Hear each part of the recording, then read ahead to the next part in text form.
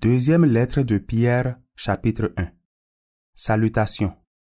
Moi, Simon Pierre, serviteur et apôtre de Jésus-Christ, j'écris à ceux qui ont reçu une foi aussi précieuse que la nôtre par la générosité de Jésus-Christ, notre Dieu et notre Sauveur. Vous connaissez Dieu et Jésus notre Seigneur. Alors, qu'il vous bénisse et vous donne la paix en abondance. Les qualités chrétiennes. Dans sa puissance, Dieu nous a donné tout ce qu'il faut pour vivre en lui restant fidèles. En effet, il nous a fait connaître celui qui nous a appelés à participer à sa gloire et à sa bonté. Par cette gloire et cette puissance, Dieu nous a donné des promesses très grandes et précieuses. Alors, en recevant ce qu'il a promis, vous pourrez sortir de ce monde pourri par des désirs mauvais et vous pourrez être unis avec Dieu lui-même. C'est pourquoi, faites tous les efforts que vous pouvez pour croire et en même temps pour mener une vie honnête. Menez une vie honnête et en même temps, apprenez à connaître ce que Dieu veut. Connaissez ce que Dieu veut et en même temps, soyez maître de vous-même. Soyez maître de vous-même et en même temps, soyez patient. Soyez patient et en même temps, fidèle à Dieu. Soyez fidèle à Dieu et en même temps, ayez de l'amitié pour vos frères et sœurs chrétiens. Ayez de l'amitié pour eux et aussi de l'amour.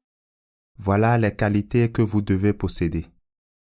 Et si vous les possédez en abondance, vous serez actifs et vous serez capables de mieux connaître notre Seigneur Jésus-Christ. Mais si quelqu'un ne possède pas ces qualités, il ne voit pas clair et il ressemble à un aveugle. Il oublie qu'il a été lavé de ses péchés d'autrefois. Alors, frères et sœurs, faites encore plus d'efforts pour rester fidèles à l'appel de Dieu et au choix qu'il a fait de vous. Si vous vivez de cette façon, vous ne risquez pas de tomber dans le mal. Oui, Dieu vous ouvrira largement l'entrée du royaume sans fin, du royaume de Jésus-Christ, notre Seigneur et notre Sauveur. La fidélité à l'enseignement reçu. C'est pourquoi je veux toujours vous rappeler ces choses. Pourtant, vous les connaissez déjà et vous restez fidèles à la vérité que vous avez reçue. Mais je crois juste de réveiller votre attention en vous rappelant ces choses pendant que je suis encore sur cette terre. Je le sais, le moment de ma mort est proche. Notre Seigneur Jésus-Christ me l'a fait savoir. Mais après mon départ, vous pourrez garder le souvenir de ces enseignements en toute occasion. Je ferai tout pour cela.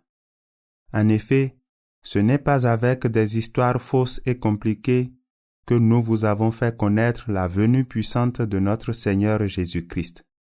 Mais nous l'avons vu de nos yeux, lui, dans toute sa grandeur. Oui, il a reçu honneur et gloire de Dieu le Père au moment où la voix de ce Dieu puissant a dit « Celui-ci est mon Fils très aimé, c'est lui que j'ai choisi avec joie. » Cette voix est venue du ciel, nous l'avons entendue nous-mêmes quand nous étions avec Jésus sur la montagne sainte. De plus, nous avons la parole des prophètes. Elle est très solide et vous avez raison de la regarder avec attention. En effet, elle est comme une lampe qui brille dans un endroit obscur en attendant que la lumière du jour paraisse et que l'étoile du matin éclaire vos cœurs. Tout d'abord, vous devez savoir ceci. Personne ne doit expliquer tout seul les prophéties des livres saints. En effet, personne n'a jamais communiqué une prophétie par sa seule volonté. Mais c'est avec l'aide de l'Esprit Saint que des gens ont parlé de la part de Dieu. Deuxième lettre de Pierre, chapitre 2. Ceux qui enseignent des mensonges seront punis. Autrefois, il y a eu des faux prophètes dans le peuple. Parmi vous, il y aura aussi des faux maîtres.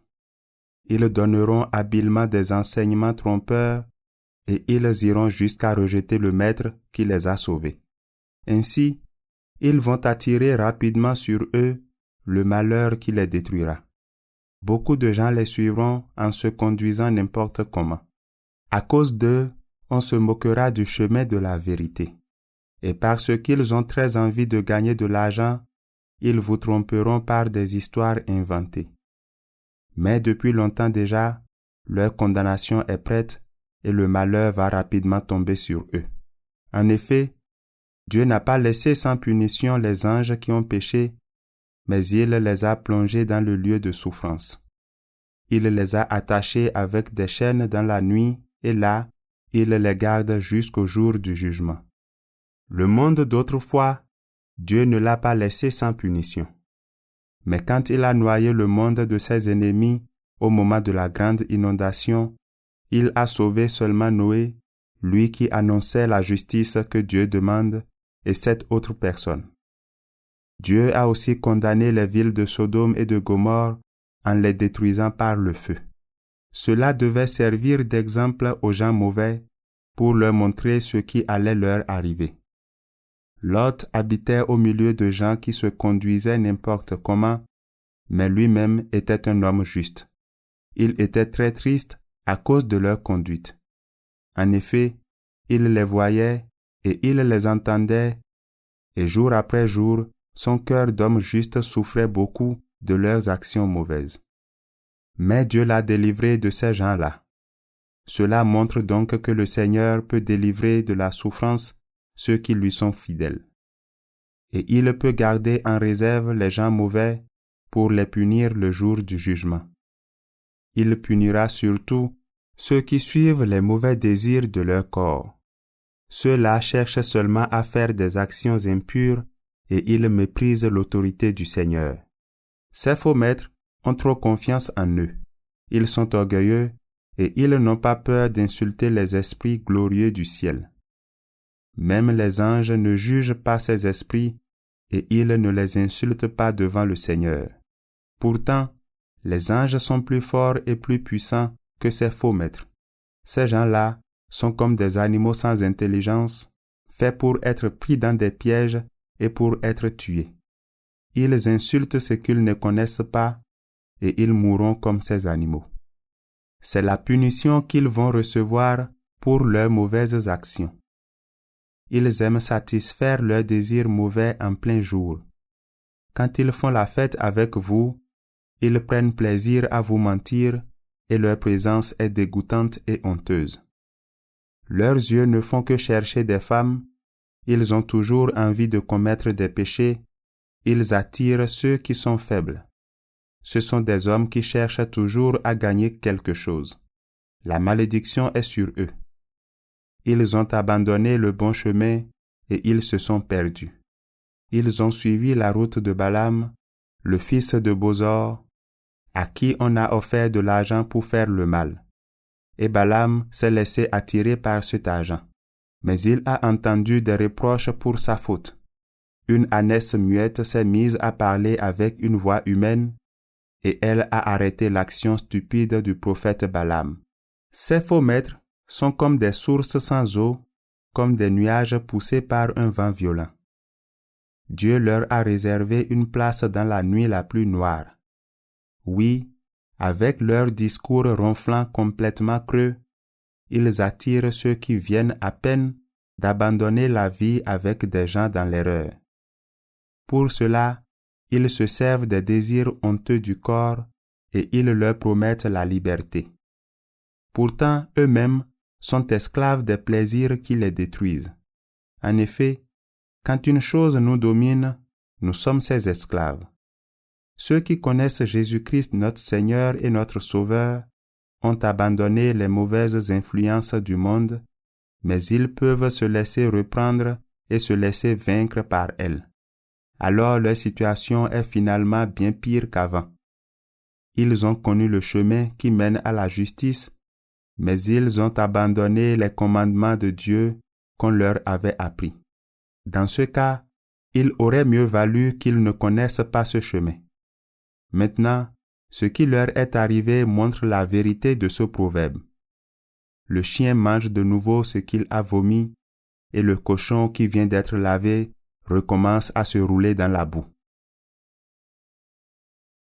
Deuxième lettre de Pierre, chapitre 3. Le Seigneur va venir. Amis très chers, voici déjà la deuxième lettre que je vous écris. Dans ces deux lettres, je fais appel à vos souvenirs pour vous aider à penser d'une manière correcte. Souvenez-vous des paroles que les saints prophètes ont dites autrefois. Souvenez-vous aussi des commandements que les apôtres vous ont enseignés. Ce sont les commandements du Seigneur, le Sauveur.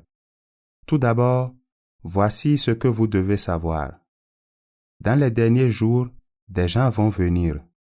Ils vivront en suivant seulement leurs désirs mauvais. Ils se moqueront de vous en disant « Jésus a promis de venir, n'est-ce pas? Eh bien, où est-il? En effet, nos pères sont morts, pourtant, tout est comme avant depuis la création du monde. » En disant cela, ils oublient une chose. Le ciel et la terre ont été créés voici très longtemps. Par sa parole, Dieu a fait sortir la terre de l'eau et il l'a formée avec de l'eau. C'est également avec de l'eau de la grande inondation, que le monde d'autrefois a été détruit.